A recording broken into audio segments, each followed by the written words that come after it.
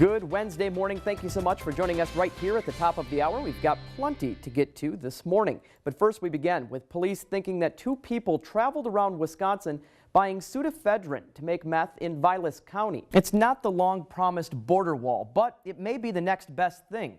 National Guard troops are focused on assisting with border security. The goal, according to the administration, is to make the country safer. Governor Scott Walker never used the term blue wave while talking to reporters yesterday in Wausau, but he used it plenty Tuesday night after it became clear progressive candidate Rebecca Dallett would win a seat on the Wisconsin Supreme Court. 5:36 right now. Foxconn, best known for assembling iPhones for Apple, hopes to change the manufacturing landscape here in Wisconsin.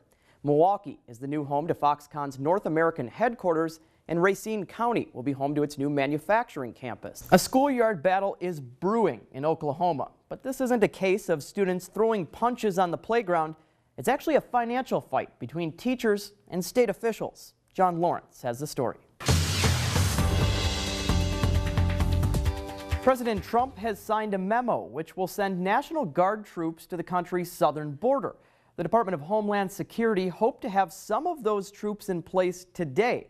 The president says he will keep them there until a wall is built along the border. Seeing Rhinelander Police Chief Lloyd Gauthier when you walk into the department shouldn't surprise you, but seeing nearly every face of every Rhinelander police chief, well, that might. The summit that was put on by State Senator Tom Tiffany and State Representative Adam Jarkow wrapped up in the building behind me just a few hours ago, and we heard a lot of testimony today. There was actually a tree across that line just a few minutes ago. I'm actually on camera right now, and no, I'm not talking about the TV camera in front of me. I'm talking about surveillance cameras. I'm standing behind the Vilas County Sheriff's Department this morning at their new Internet Purchase Exchange location. We did the steam one, and you know what's funny about it is we didn't boil a pot of water like you normally do, and it certainly wasn't negative 24 out. We just went down the hall to the water cooler, grabbed a cup, took some hot water out, and then just kind of went out the back door and gave it a throw. Sure enough, it worked, huh? Sure enough, it worked. But you know, Natalie, like all stores, Walmart has to deal with its share of shoplifting, but you're never going to believe what one man took off with. And finally, a Michigan couple welcomes son number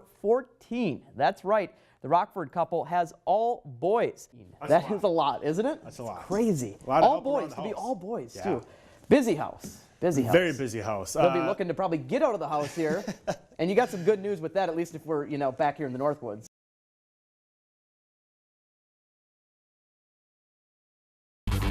Your local news and weather from where you live. Newswatch 12 Today starts now. And good Wednesday morning to you. Thank you so much for waking up right here with us as we get the day started. Imagine traveling thousands of miles to your summer home only to find no food to eat.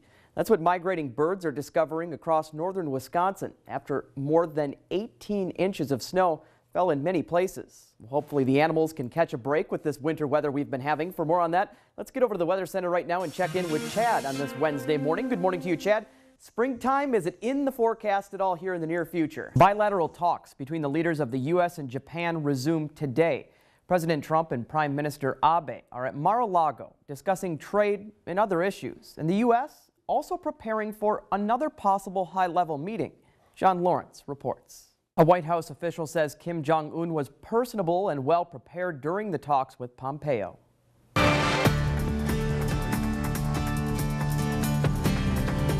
Snow from a huge storm last weekend is weighing down farming operations in northeast Wisconsin.